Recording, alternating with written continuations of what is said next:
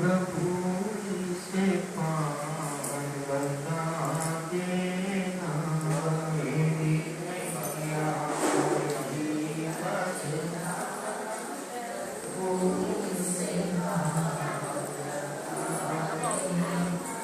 मेरी नैया कड़ी मत धार, प्रभु से पार लगा देना, मेरी नैया कड़ी,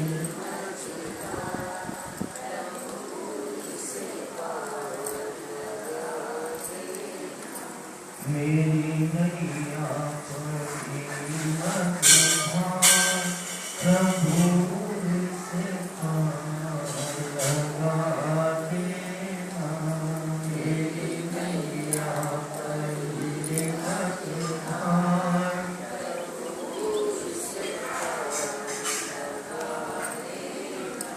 मेरी नैया कड़ी मत धार, प्रभु से पार लगा देना, मेरी नैया कड़ी मत धार,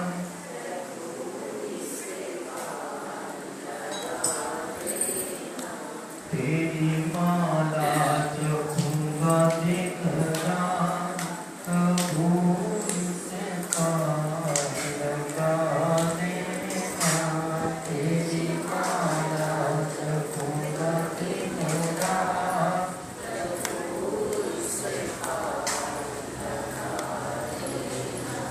तेरी माला जपूंगा दिन रात, प्रभु से पार लगा देना, तेरी माला जपूंगा दिन रात,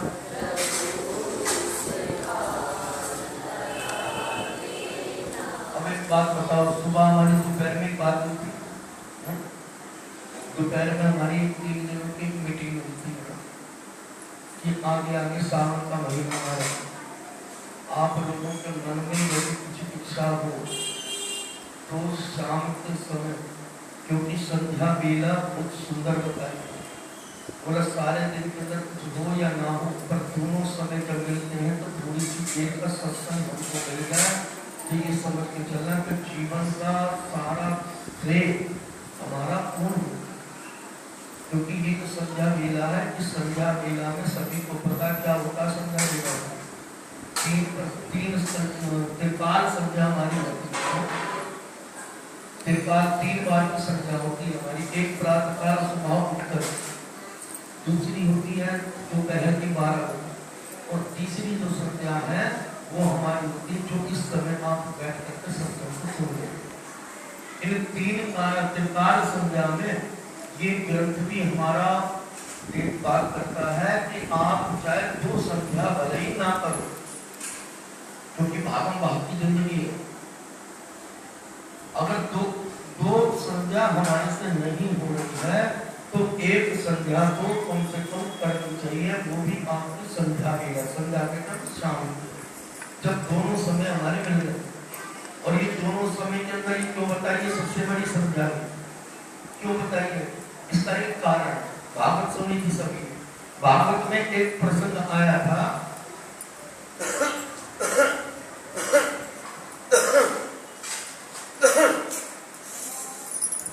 कि कश्यप ऋषि है और एक कश्यप ऋषि की 2 पत्नियां हैं, एक है भेद बुद्धि और एक है अभेद बुद्धि। भेद बुद्धि हम किसको कहते हैं, अब ये समझ में चलना, ये जो बात हो रही है केवल एक क्लास चल रही है जिससे कि हमारी बुद्धि के अंदर कोई बात बैठ जाए, इसको ऐसा मत समझना कि 1 घंटे का सत्संग सुना और अपने घर चले जाओ।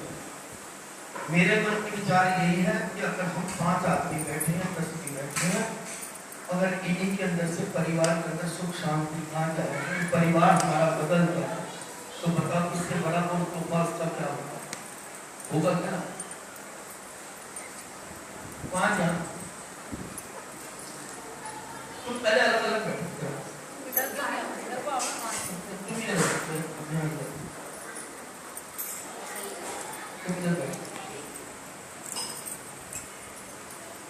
कश्यप ऋषि की 2 पत्नियां हैं, हम कश्यप हैं और हमारी 2 पत्नियां, ऐसे समझो, चाहे वो स्त्री हो चाहे वो पुरुष हो, 2 पत्नियां हमारे साथ हैं। एक भेद बुद्धि है, एक अभेद बुद्धि है, दोनों कहाँ है? बोले शरीर में। शरीर में तो है, शरीर से बाहर तो है, हमारी बुद्धियों के अंदर है। ये बड़ा है, ये छोटा है, ये अमीर है, ये गरीब है, ये उच्च जाति का, ये नीच जाति का, ये फलाना, ये तो मैं बुद्धि सोच बर्दाश्त करती है ना। ये राक्षस वृत्ति है, ये देवता है, ये फलाना है, ये दूसरा है। तो इसी प्रकार से कश्यप ऋषि की 2 पत्नियां हैं, एक का नाम है दिति और दूसरी का नाम है अदिति। अदिति किसकी माता है? अदिति किसकी माता है? बहुत बड़ी,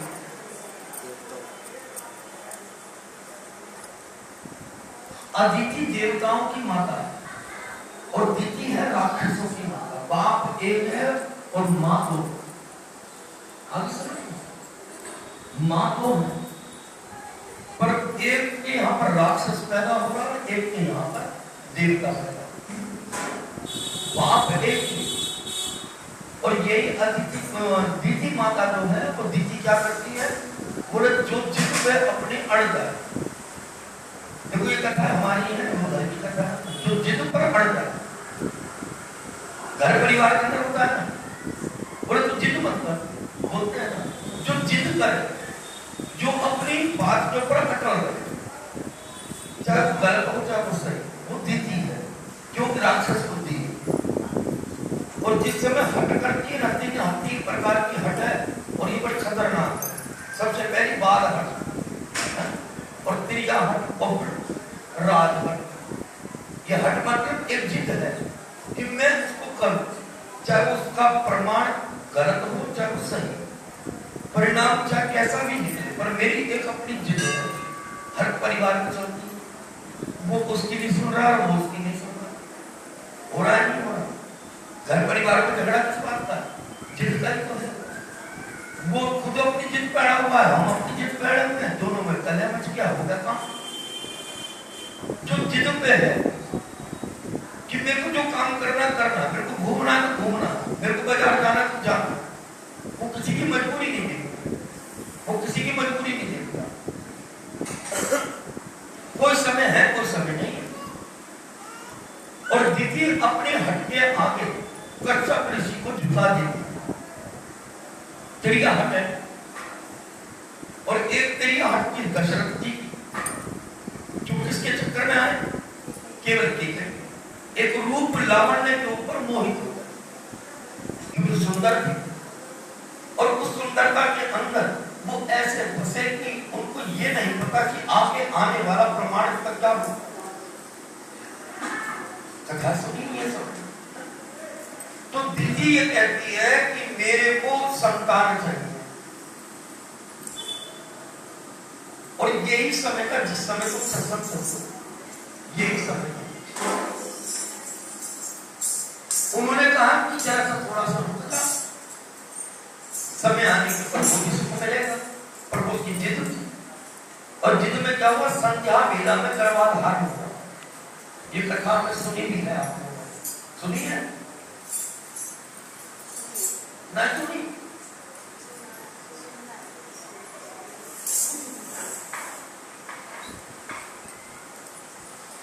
जब ये कहता है कि सत्संग जाओ थोड़ा सा कथा वगैरह, पता नहीं मैं तो घर में जाता नहीं, पर जब कहीं सुनाता होगा तो कम से कम सुनाने वाला अगर सुनाएगा तो आप लोग सुनो, और जब सुनाने वाला ही सुनेगा तो कथा सभी ने सुनी है, बात तो सभी ने सुनी। जब सुनी है तो फिर उसके अंदर ये बात क्यों नहीं ध्यान रहती इन चीजों? ये भागवत का एक बहुत बड़ा प्राण है, जो इस बात को समझ जा पूरी भागवत का रस ले गया। दीदी ने कहा कि मेरे को इस समय संतान चाहिए, जिद है मेरी, क्योंकि मेरी जो सोच है ना उसके यहाँ संतान है, मेरे पैर की संतान, तो मेरे को संतान। और कश्यप ऋषि है, कश्यप किसको कहते हैं? जो सुंदर देखने वाला, सच्चाई देखने वाला। वो कह रहे देवी तो रुक जा, थोड़ा समय का इंतजार कर, समय आने पर संतान भी मिलेगा। बोले नहीं मुझे तो अभी चाहिए। और वो उस समय संध्या मेला में संतान प्राप्त हुआ। पर परिणाम क्या निकला उसका? परिणाम ये निकला, कश्यप जी ने एक बात कही कि देवी तेरे हट के आगे मैं झुक गया। पर एक बात याद रखनी होगी कि संध्या मेला में गर्भाधान हुआ है, और ये गर्भाधान में तेरे देवता पैदा नहीं, तेरे राक्षस पैदा हुए। समझने की बात है। उधर से हट करके अपने पर उतारने की कोशिश करें। कश्यप भी हम है, अभी मैंने बता दिया, और हमारी दो पत्नियां भी हम है। हमारे भीतर के भेद बुद्धि और अभेद बुद्धि। जिस घर के अंदर भेद बुद्धि रहेगी वहां घर के अंदर कलह रहेगा, और जिसके अंदर अभेद बुद्धि रहेगी वहां पर स्वर्ग बन जाएगा, वैकुंठ। ऐसी मान्यता है। मैं एक दृष्टि से देखूं, मेरे लिए कोई बड़ा नहीं, कोई छोटा नहीं, वो अदिति माता है। क्यों संध्या मेला में ऐसा क्यों? इसीलिए कहते कि संध्या में सारे काम छोड़ करके केवल प्रभु का ध्यान करना, क्योंकि इस समय बहुत बड़ा मामला होता, बहुत बड़ा। जो कर्म उल्टा पलटा होता है ना, वो इसी समय में ही होगा, कभी भी अजमाइश करके नहीं। मन का देवता कौन है? मन का देवता कौन है? मैंने पहले कहती कुछ सत्संग चल रहा, तुम लोगों की जागृति भी बनी रहे। मन का देवता कौन है? और बोलो। फिर कहते हैं हमको सुख नहीं मिलता। मन का देवता है चंद्रमा, है ना? इसलिए कहते हैं कि मन को शीतल रखो, मन को भागने पर। और बुद्धि का देवता है सूर्य नारायण। और ये दोनों प्रत्यक्ष देव है जो आज भी हमको दिख रहे हैं। जो दिख रहा है उसको मानते नहीं, जो नहीं दिख रहा है उसको मानते। मन जा रहा है, वो मन आ रहा है, और बुद्धि जा रही है। समझ में आ रही है? मन जा रहा है, मन तो आ रहा है, और बुद्धि जा रही है। अब मन की मुख्यता ज्यादा है या बुद्धि की ज्यादा है? मन बड़ा है, बुद्धि बड़ी है। जो काम करते हो मन से करते हो तो बुद्धि से करते हो, बुद्धि से करते हो ना। बुद्धि ने सोच लिया, मन ने निर्णय ले लिया, ऐसी कहानी। मन बुद्धि सोचती है और मन उसको कर देता है। आगे समझ। बुद्धि ने कहा कि मेरे को शराब का ठेके पे जाना। बुद्धि ने सोचा मन के ऊपर अटैक हुआ, मन ने क्या करा, और ठेके पे ले गया। आगे समझ। ये बहुत मजबूत बात है, जो इसको बात को समझ गया, समझ लेना फिर काम हो। और हमारा जो काम है क्या है? तो मन और बुद्धि।